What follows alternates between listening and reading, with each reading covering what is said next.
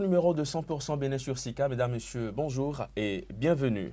Si par extraordinaire le mandat unique, cette réforme ne passait pas, dans tous les cas à titre personnel, je ferai le mandat unique pour montrer à mes concitoyens que j'y crois fermement. Ainsi s'exprimait le président Patrice Talon le 1er août 2016 lors d'une émission à la télévision nationale béninoise. 8 mois plus tard et après l'échec du projet de révision de la Constitution, le chef de l'État, toujours par rapport au mandat unique, affirme, je cite, « 2021 est loin désormais, ça aurait pu être réglé maintenant par la révision de la Constitution pour de bon, ce qui n'est pas le cas. En 2021, j'aviserai en fonction de nos ressentis. » Fin de citation. Désormais, les convictions par rapport au mandat unique semblent avoir changé de contenu. Mais bien loin de la question d'un éventuel second mandat du président Talon, c'est la problématique de la crédibilité de la parole donnée en politique qui nous intéresse dans le cadre de cette émission. Et pour faire le débat, j'ai avec moi Marcel Zoumenou, bonjour. Bonjour Emmanuel. Journaliste, vous êtes également le rédacteur en chef du quotidien béninois d'information et d'analyse La Nouvelle Tribune. Merci d'être avec nous. On fera également le débat avec vous, Herbert Rounibo. Bonjour. Bonjour, excellent ami. Journaliste, vous êtes également éditorialiste au bi-hebdomadaire béninois d'information, l'éditorial.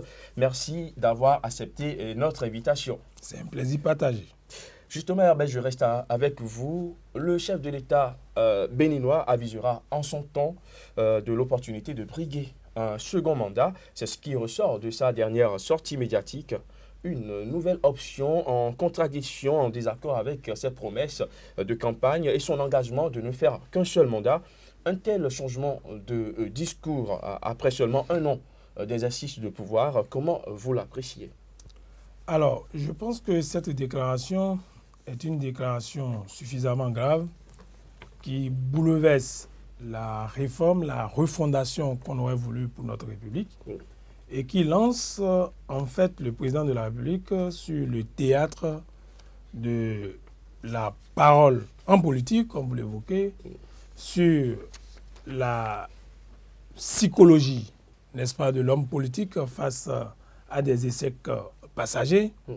Et enfin, ça bouleverse le fondement sociologique et culturel de nos mœurs en réalité, puisque nous sommes un pays d'oralité. D'abord, le chef de l'État, on le comprend bien, on comprend bien son état d'âme face à l'échec retentissant, puisque il a toujours dit qu'il est un compétiteur né, qui n'échoue jamais, et que quand il entreprend quelque chose, il le gagne toujours. Vous avez suivi pendant ses interventions. Il était apparu aux Béninois comme pratiquement le bras droit de Dieu, puisque voilà quelqu'un qui n'échoue jamais. On ne va pas exagérer non plus. Lui, un compétiteur, c'est que quelle que soit la compétition, vous gagnez. Vous gagnez toujours quand vous engagez. Donc, il ne s'engage pas dans quelque chose. Or, il n'y a que cette probabilité absolue de réussir n'appartient qu'à Dieu, l'architecte de l'univers. Ce n'est que lui seul qui sait. Parce qu'on dit souvent, l'homme propose, Dieu dispose. Mais si vous pensez que c'est ce que vous proposez qui peut arriver, c'est que vous êtes mis à la place de Dieu. Et donc, sa parole pose donc un problème. Mais je pense qu'il ne faudrait pas trop s'en émouvoir. Dans la mesure où la parole d'un homme politique, en réalité, c'est comme la parole d'une prostituée qui vous dit qu'elle est vierge. On va pas comparer les hommes politiques aux prostituées. Non, je vous donne, si une femme prostituée vous souffle à l'oreille qu'elle est vierge, vous devez tiquer. Et donc, pour vous dire que c'est un milieu où deux droites parallèles se rencontrent, vous voyez, deux droites parallèles se rencontrent. Enfin, bien avant le point de vue, n'est-ce pas, culturel, c'est que nous sommes de tradition d'oralité et de tradition gbé pour certains. Et que la parole, en réalité, dans les sociétés où il n'y a pas d'écriture de façon formelle, on ne fera pas le débat de la littérature africaine où on a dit qu'on a d'écriture, qu'en réalité, il y a des symboles, non. Dans des sociétés où il n'y a pas d'écriture, la parole est sacrée. La parole du chef. Souvenez-vous de Maître Yves Edgar Monod dans les années 96, qui a osé dire que pourquoi le président Amoussou a mis en doute la parole du chef. C'est pour vous dire que la parole du chef, elle est sacrée. Et voilà pourquoi le chef ne parle pas en désordre. Le chef ne parle que quand il y a nécessité de rompre le silence. Et sa parole, elle est non seulement sacrée, mais elle fructifie, elle rend féconde les lieux stériles, et par conséquent, elle est une parole qui doit être bien mûrie, bien sauvegardée, bien travaillée avant d'être prononcée. Et sur le plan... Vous pensez que cette façon de revenir sur l'option du mandat unique n'a pas été bien mûrie par le chef de l'État? Elle n'est pas bien mûrie. Le chef de l'État, et c'est ça le plan psychologique, le chef de l'État s'est emporté. Alors que vous vous rappelez bien, n'est-ce pas, ce beau poème de Kipling. Pour être un homme, si tu peux savoir encaisser, si tu peux savoir trébucher, te relever, eh bien c'est ça qui est un homme. Or, nous avons vu un président de la République qui, visiblement, parce qu'il a échoué, il a conclu, il a voulu mettre son honneur à terre, il a voulu mettre tout à terre et qu'il s'est laissé emporter par l'émotion. Je pense que l'émotion passera et qu'il va se rappeler que devant l'opinion internationale, devant l'opinion nationale, devant les mâles de nos ancêtres, il a dit qu'il fera un seul mandat. Et si les Béninois sont dociles, c'est parce qu'ils savent qu'il est de passage pour 5 ans pour mettre les fondements, n'est-ce pas, d'une nouvelle république, pas une nouvelle en termes constitutionnels, d'une république un peu plus solide où nous pouvons avancer. Mais hélas, le chef de l'État n'a pas pris la hauteur et voilà qu'il est au cœur maintenant d'une polémique qui ne finira pas puisque visiblement, il veut être candidat à sa propre succession, même s'il dit qu'il a ce qu'il n'a pas encore dit. Marcel Zoumeno, dans l'apparition de votre journal La Nouvelle Tribune, au 10 avril dernier, vous aviez publié un article intitulé « Revirement présidentiel sur l'option du mandat unique ». Et à travers cet article, vous avez carrément estimé que le président Patrice Talon a berné tout le monde. Oui, et il a berné tout le monde parce que nous mettons dans tout le monde les Béninois, mais nous mettons aussi dans tout le monde les hommes politiques qui l'ont rallié au second tour. Et donc, dans beaucoup de déclarations d'hommes politiques qui l'ont rallié au second tour, les gens ont cité cette promesse du chef de l'État comme un engagement et comme inconsidérant. Et d'ailleurs, actuellement sur les réseaux sociaux, les déclarations de certains candidats circulent abondamment, il n'y en a plus de chaud. Et donc, quand vous avez quelqu'un qui vous dit non, je ne ferai qu'un seul mandat, un mandat de transition, et quand je vais partir, je vais mettre les choses en ordre et partir. Et au bout de 12 mois, simplement parce qu'il a engagé de façon maladroite une réforme constitutionnelle qui échoue et qui revient pour dire bon, comme j'ai échoué, bon, c'est fini, je mets tout ça là de côté et maintenant là, je suis candidat en 2021. Et mon confrère et ami parle de la parole du chef. Et moi, en dehors de la parole du chef, je note la solennité de l'occasion à laquelle il a dit. Il a dit à sa prestation de serment à Porte-Nouveau. Et donc, et quelqu'un qui a pu dire cela le jour où il prend le pouvoir, qu'il a répété après, quand même on lui a dit, mais si tu fais le référendum et ça ne marche pas, est-ce que tu vas respecter ton engagement? Il a dit oui. Et qui, quelques jours, quelques mois après, simplement parce que une réforme ne passe pas et qui revient chaud. Et moi, je suis surpris, je suis très surpris, je suis même déçu parce que le produit Patrice Talon qu'on nous avait vendu pendant l'élection, c'était un produit qui était aux antipodes de son prédécesseur. On nous avait dit que c'est un homme serein, pondéré, réfléchi, un homme qui tient parole. Et ça nous a manqué pendant les 10 dernières années où on a vu un homme qui tient parole. Et nous nous rendons compte un an simplement après que c'est tout le contraire de ce qui nous avait été vendu. Et moi, je suis vraiment surpris et j'arrive pas à m'expliquer cette chose.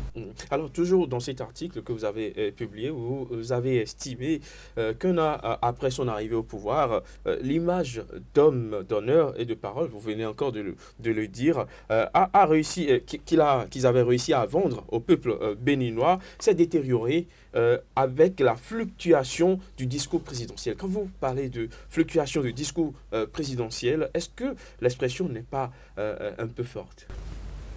Non, mais je voudrais prendre un ou deux exemples. Le premier, et quand il faisait sa première sortie médiatique, je parle du parti de Salon, qui n'était pas encore président de la République, je crois à Paris devant nos confrères, il disait qu'il a constaté dans son diagnostic que nous avons un régime présidentiel où le président est trop fort et qu'il faut équilibrer un peu le pouvoir. Mais dans la pratique, pour ce que nous avons observé depuis un an, nous avons vu un président. Quand il n'est pas là, il n'y a même pas un conseil des ministres. Et donc, ça veut dire que, contrairement à ce qu'il dit, les actes qu'il pose le contredisent.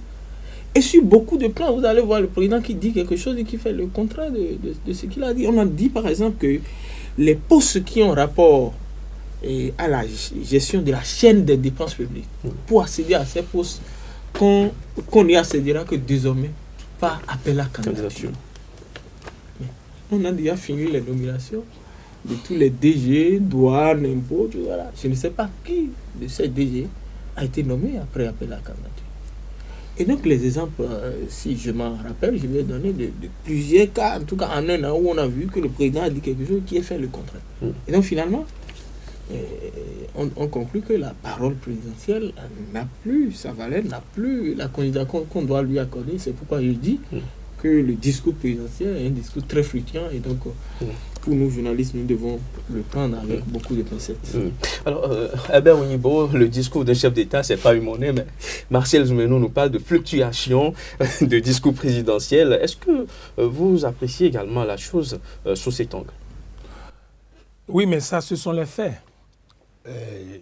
J'avoue que j'ai envie de défendre le président de la République en venant sur ce plateau, mais je n'ai pas d'argument. Je n'ai pas d'argument parce qu'il n'est pas normal qu'on soit en face de Marcel Zoumenou, donc on ait la position par rapport à ses écrits et être aussi dans le même sens. Mais je suis peiné parce que je me suis concentré pendant 20 secondes pour trouver des arguments. Je n'arrive pas parce que ce sont les faits. Mais la fluctuation, oui. Le chef de l'État apparaît au Béninois comme la monnaie Naira, qui varie selon les circonstances. Et c'est ça les faits. Parce qu'il a évoqué la sonalité. Est-ce que c'est faux? À Porto Novo, devant les membres de nos ancêtres. Il a dit oui ou non. Ça, ce sont les faits. On n'est pas encore dans les commentaires. Oui, il a dit il faut un seul mandat. Est-ce que le 1er août, jour sacré pour nous, indépendance, et après il y a eu une émission bâton rompu où on a organisé le peuple artificiel, journalistes, société civile. Le 1er août, il a répété qu'il a les moyens. Et c'est là où il a dit qu'il ne s'engage pas dans quelque chose dont il n'est pas sûr. Qu'il a les moyens. Et nos confrères d'une télévision jouent ça souvent pour nous rappeler. Et là, tout le monde sait que c'est un truc bien préparé. Mais à l'arrivée, voilà un président de la République qui le dit face à nos confrères, dans un décor, je parle du service public, dans un décor aux couleurs, n'est-ce pas, de sa campagne, c'était le bleu, vous avez vu. Et puis que nous sommes des communicateurs, tout a un sens chez nous. Et qui dit qu'il avisera et que maintenant les règles générales s'appliquent à lui. Donc il y a une variation, il y a une fluctuation. Et on croyait que c'est peut-être avec nous pour exprimer sa colère parce que, bon, il est après tout un humain et que vous savez, quand vous échouez à un examen, ce n'est pas la joie. Vous n'organisez pas une fête pour célébrer votre échec. Donc, il est un être humain et on le comprenait. Mais il va au-delà de nos frontières. Donc, avec la radio France Internationale. Et vous avez vu, avec un rime au cœur, que ce serait peut-être le revers de la médaille, le fait qu'on l'a empêché d'être là. Donc, il sera quand même pourquoi pas. C'est l'expression pourquoi pas. Même s'il dit qu'il verra que, avec ses ressentis du moment-là, que c'est un acte personnel. Mais oui, pour être élu, c'était aussi un acte personnel.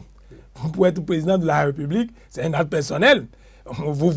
Tous les documents qu'on vous demande, ce n'est pas un document de groupe, c'est vous-même qui prenez l'engagement d'être candidat à la présidentielle et vous mesurez la gravité, la sonalité de la fonction. Bon, là, ce sont les faits.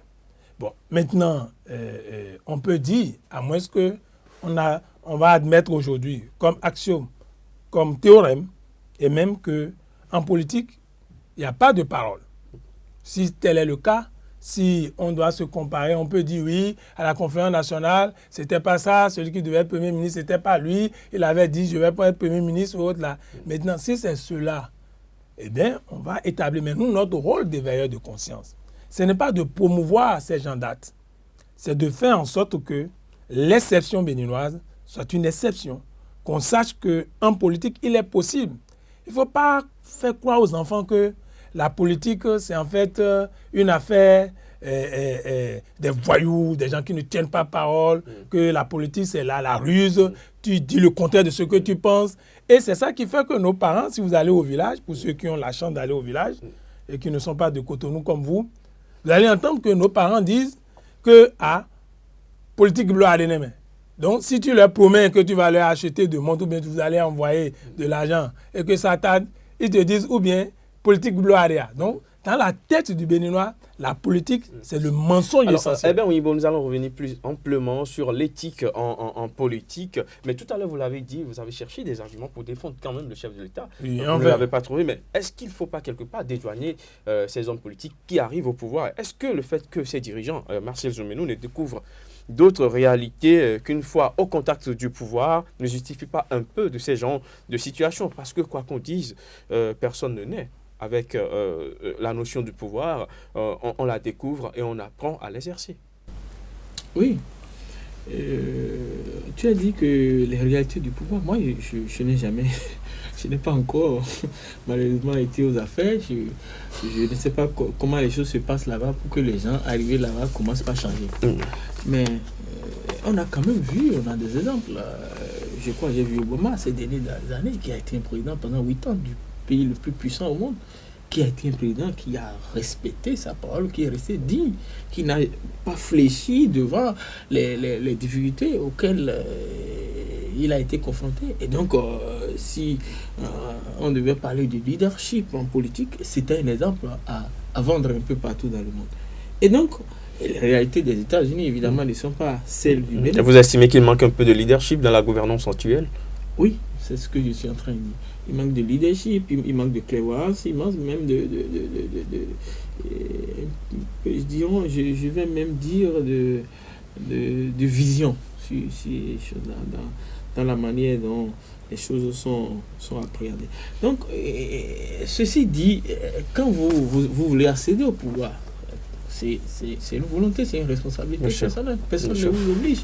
Et maintenant, quand vous êtes président de la République, on vous dit la période n'est pas bonne pour engager une réforme constitutionnelle. Et vous y engagez.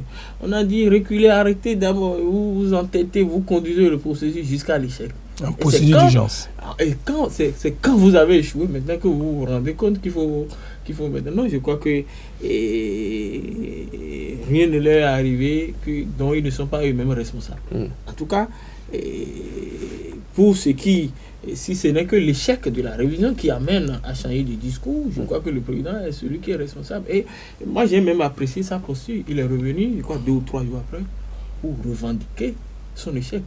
Oui, parce que moi, je m'attendais à ce que ça soit Djomenou qui vienne parler quelques jours après l'échec, mais c'est le chef d'État lui-même qui est venu pour dire ce projet, il a utilisé une phrase, je l'ai gardé ou bien je l'ai conçu avec ferveur et foi. Et donc, il a revendiqué la paternité. Donc, quelque part, c'est un homme d'honneur. Non, il est venu revendiquer l'échec. Et là, c'est grave. Pour moi, c'est grave. Un président, dans la posture où il était, si moi j'étais à sa place, je ne viendrais jamais à la télé. Donc, ça veut dire que c'est aussi un être humain, il reconnaît aussi ses failles, quelque part, même s'il ne l'affirme pas. Bon, vous prenez ça comme vous voulez, mais c'était pas, pour vous, c'est un échec. C'était pas bien pour un président de venir revendiquer. Vous l'interprétez comme un échec. Oui, c'est une revendication de l'échec et pour un président, c'est pas bien. Oui, je pense que le chef de l'État a revendiqué aussi l'échec et je pense qu'il aurait pu prendre de la hauteur. Prendre de la hauteur, c'est de prendre acte, comme le Conseil des ministres l'a dit, et de chercher à comprendre pourquoi il a échoué, puisqu'il est un compétiteur né. Et un compétiteur né qui trébuche doit savoir pourquoi il a trébuché et en tirer les leçons. Mais le chef de l'État s'est emporté.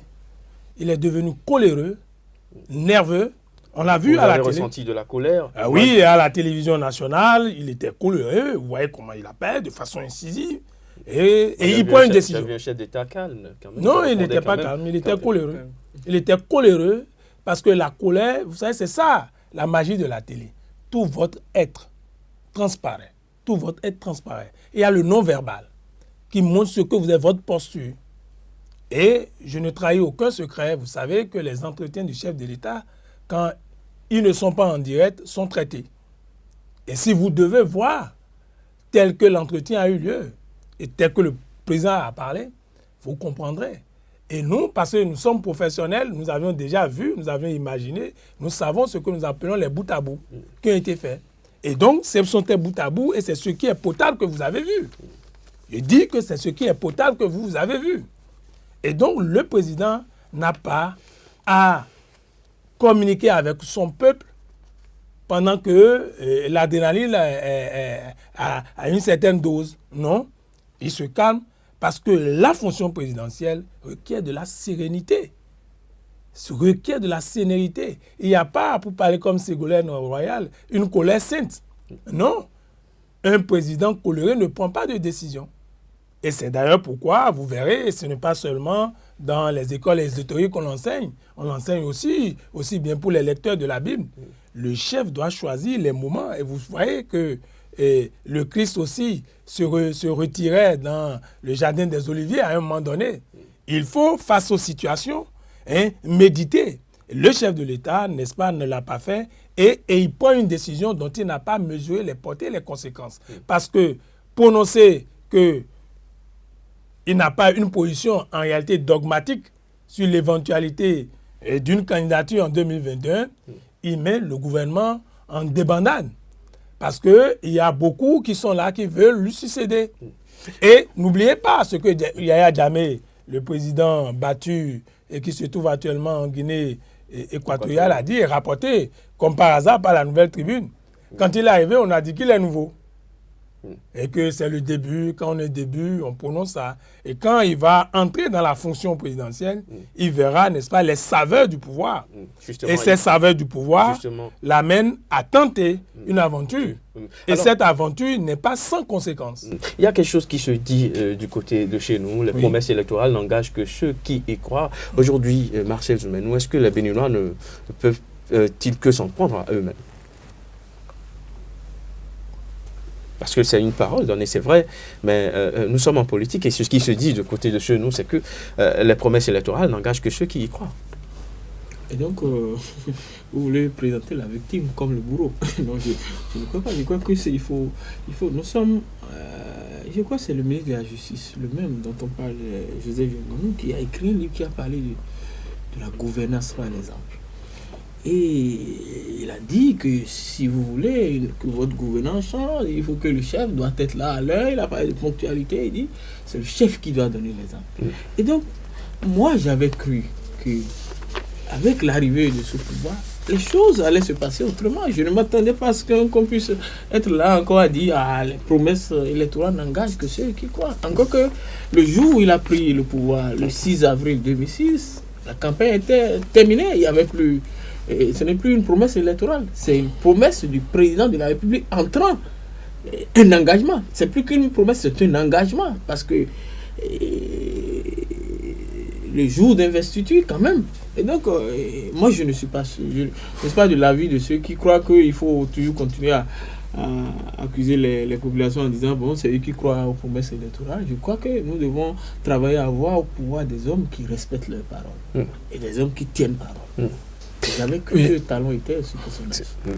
Oui, à défaut d'avoir ces gens d'hommes, il faut faire en sorte que les partis politiques reviennent au cœur du jeu politique. Vous voyez, depuis 1990, nous élisons de plus en plus des messies, des hommes de la situation, des oiseaux rares, providentiels. Je crois qu'on a déjà fait l'expérience assez.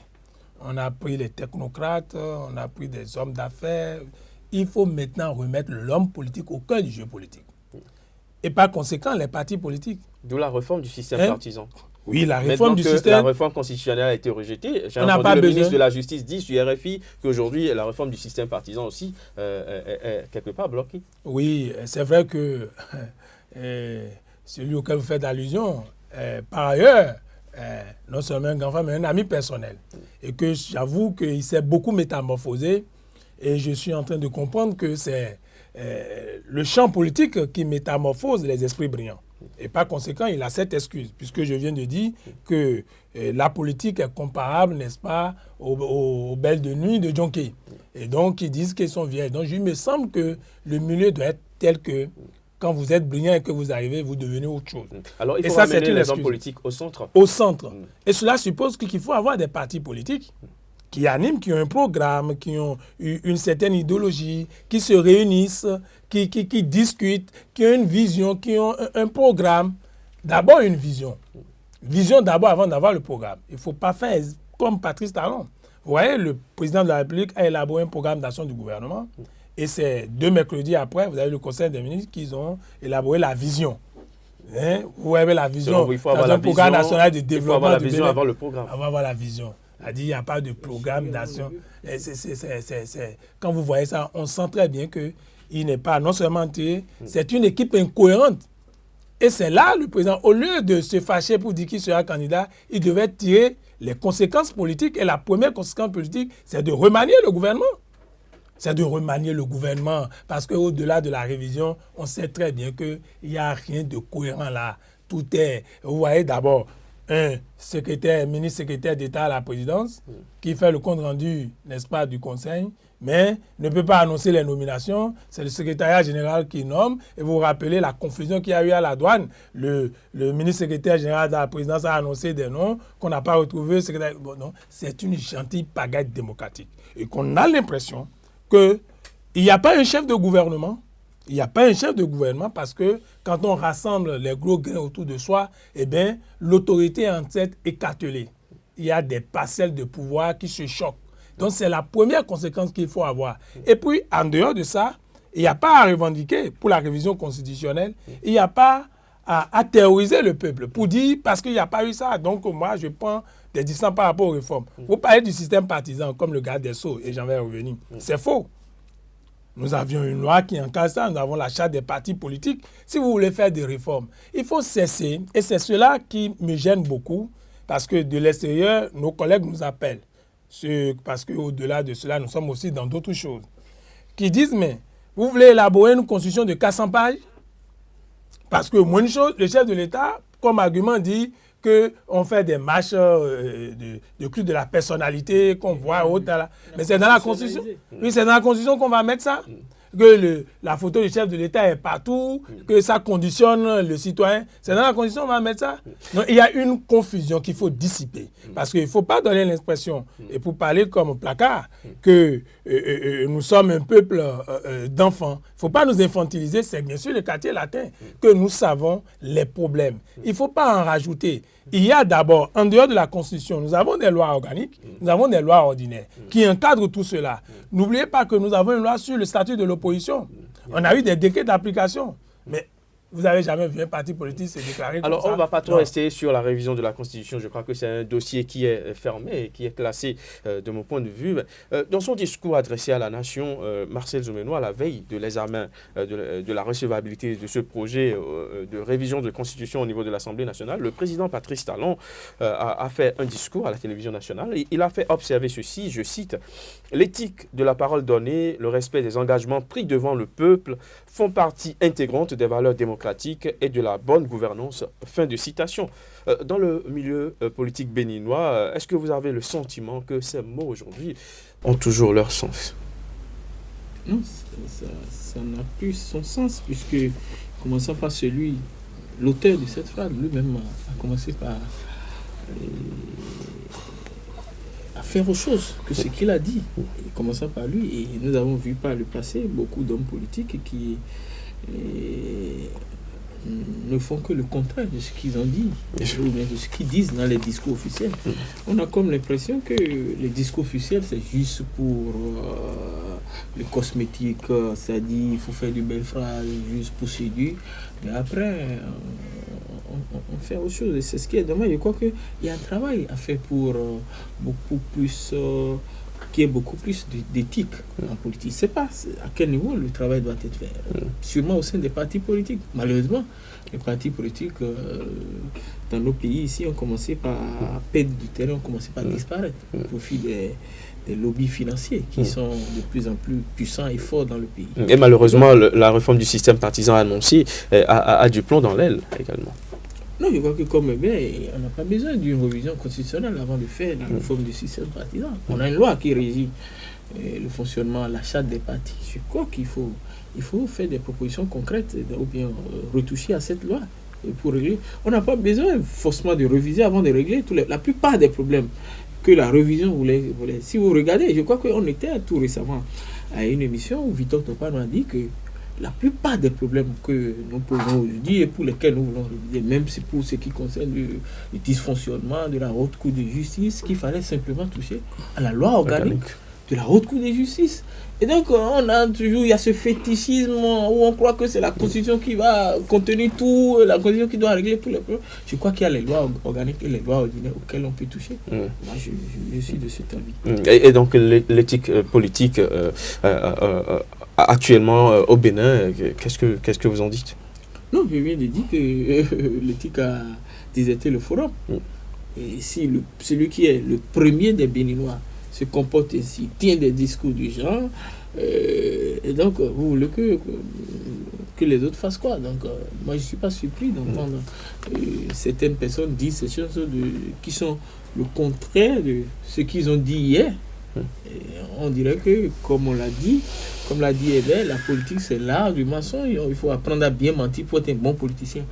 Et bon, moi vous n'y croyez pas? Non, je regrette que la politique soit ça.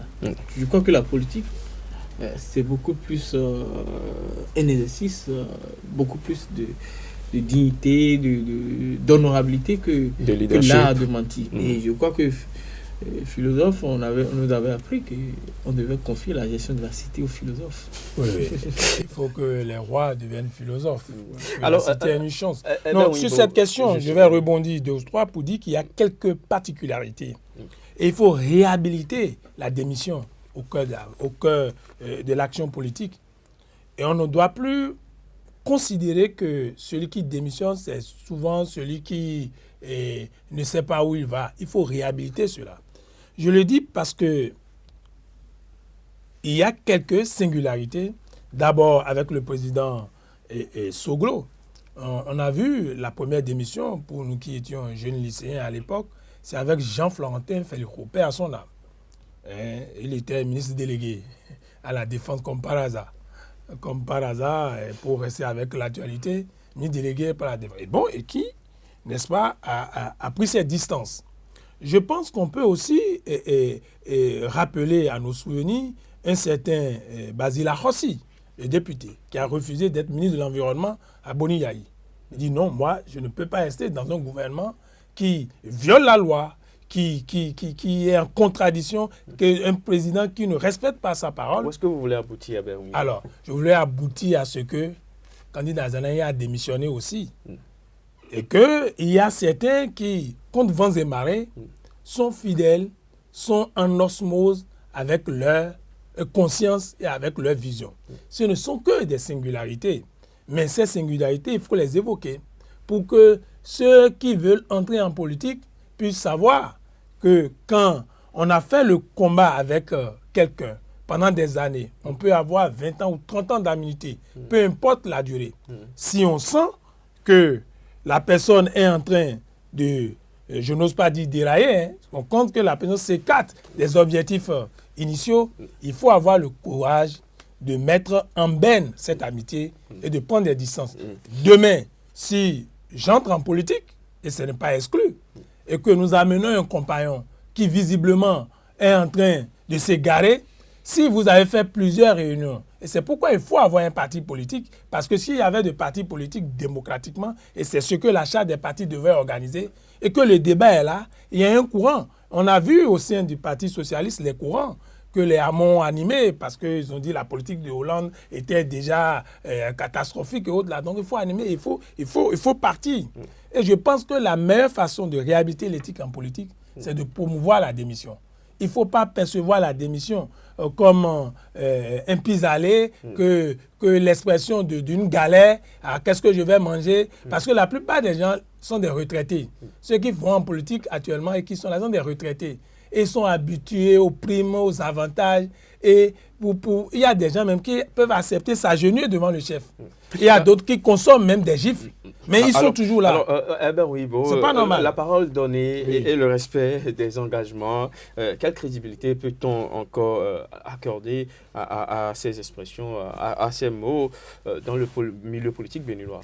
Oui, on peut commencer à remettre ces mots dans le lexique des hommes politiques si la presse en décide ainsi.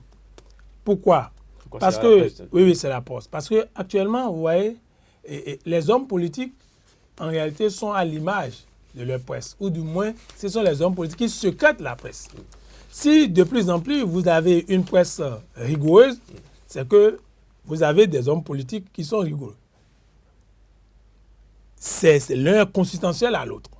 Si nous commençons à redonner de la place à nos écrits, si nous ne faisons pas de la communication politique oiseuse et ce que les autres appellent la gastro-communication, si nous restons dans le rôle du journalisme, si nous nous séparons vraiment, laissant certains aspects aux communicants et revenons au journalisme, les hommes politiques vont être droits parce que l'opinion va se tabler désormais sur la presse. Et c'est ce n'est pas par hasard qu'on a dit qu'elle est éveilleuse de conscience, la presse. Non, c'est parce qu'on sait très bien que si l'opinion, si nos radios, nous commençons à déplorer certains actes et non à faire l'apologie du crime, du désordre, de l'anarchie, si nous continuons à évoquer avec courage, si nous arrivons, et c'est que c'est difficile, parce que la galère est aidant, si nous arrivons à nous mettre au-dessus de nos contrats, qui sont bien nécessaires pour faire tourner nos entreprises de presse, si nous arrivons à faire comme certains, il y a quelques singularités, vous verrez que les hommes politiques vont se dire, oui, nous avons pris tel engagement.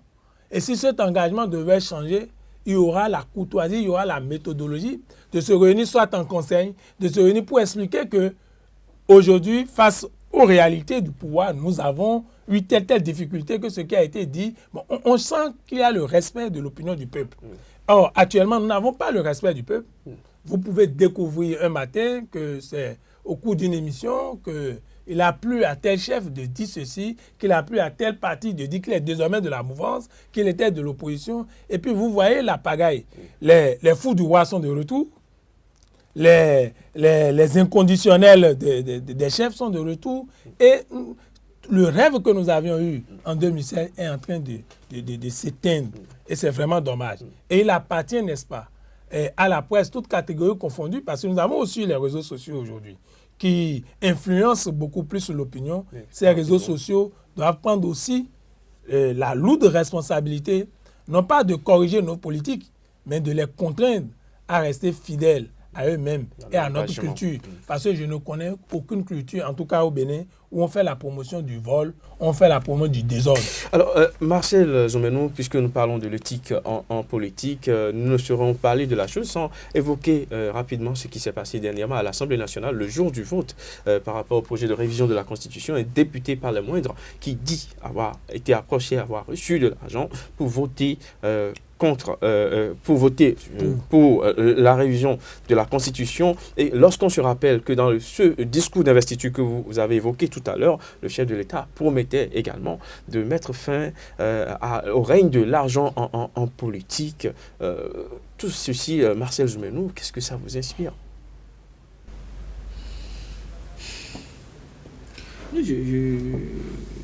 Dans mes débats fréquents ici, j'ai toujours dénoncé l'influence de l'argent en politique au Bénin. Et j'ai toujours dit que pour être président au Bénin, il faut être plutocrate. Il ne faut pas être démocrate, il faut être plutocrate. Il faut être riche et avoir la possibilité d'influencer, d'acheter des fiefs, d'acheter des grands électeurs pour être président au Bénin.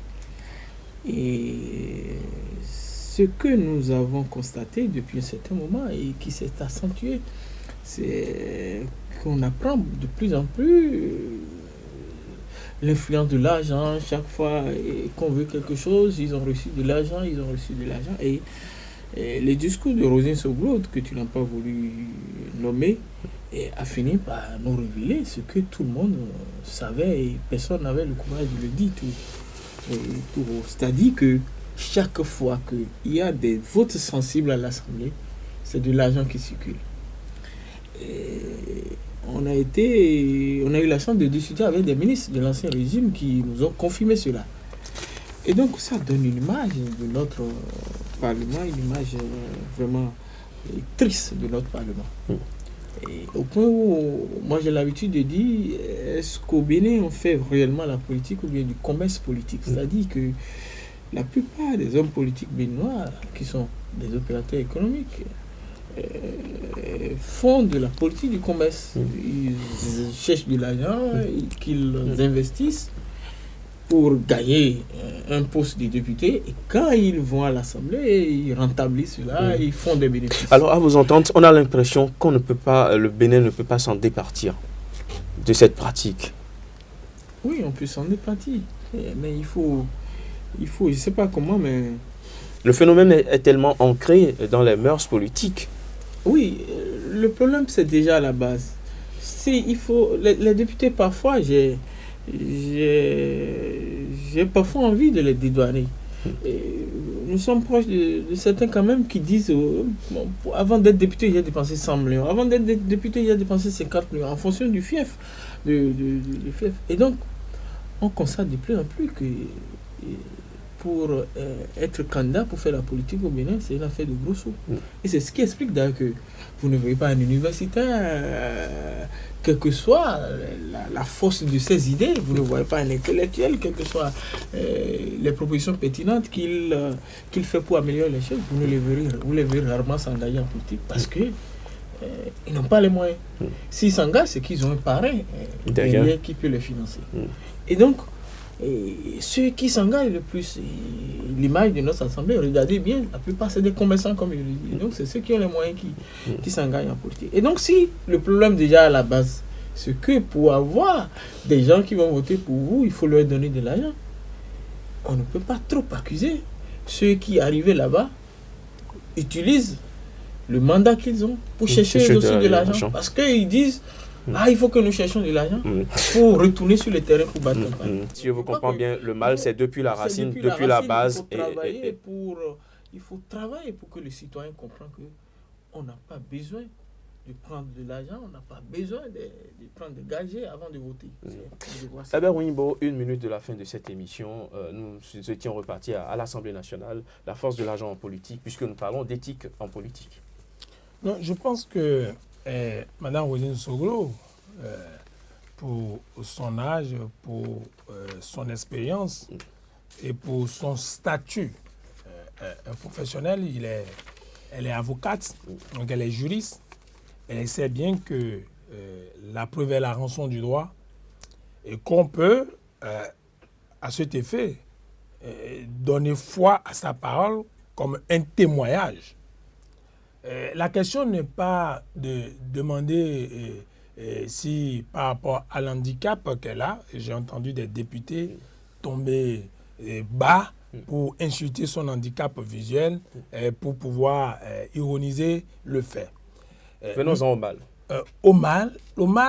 Au mal, il faut régler. Il faut régler la question du financement des partis politiques. Il faut réinventer la politique à travers l'achat des partis politiques parce que si vous êtes un parti politique à l'Assemblée nationale, on sait très bien la vision, les positions, n'est-ce pas, des groupes partis politiques, leur obédience est sur des questions. On sait que quand le bureau directeur est défini, c'est très rare de voir des députés qui sont à gauche. Au fait, nous sommes le reflet de notre impréparation à animer un jeu démocratique. Et pour pouvoir corriger cela, une fois encore, il faut éviter d'instrumentaliser les députés. Parce que nous avons vu des députés subitement en déplacement vers leur base sur des questions. Ils ont l'habitude de voter plein de lois et n'ont jamais rendu compte à la base. Mais subitement, ils vont, ils sont enthousiastes, ils discutent avec la base subitement sur cette question. Bon, ils ont trouvé l'argent où? On vous aurait compris. Ils ont trouvé l'argent. Non, répondez à la question. Merci d'être passé sur le plateau de cette émission. Martial Zoumenou, rédacteur en chef du quotidien béninois d'information et d'analyse La Nouvelle Tribune. Herbert Ounibo, éditorialiste au quotidien béninois L'éditorial, au bi-hebdomadaire béninois d'information L'éditorial. Merci d'être passé avec vos différents points de vue. Mesdames, Messieurs, ce sera tout pour aujourd'hui. Ravi d'avoir été en votre compagnie. Très bonne suite des programmes sur SICA.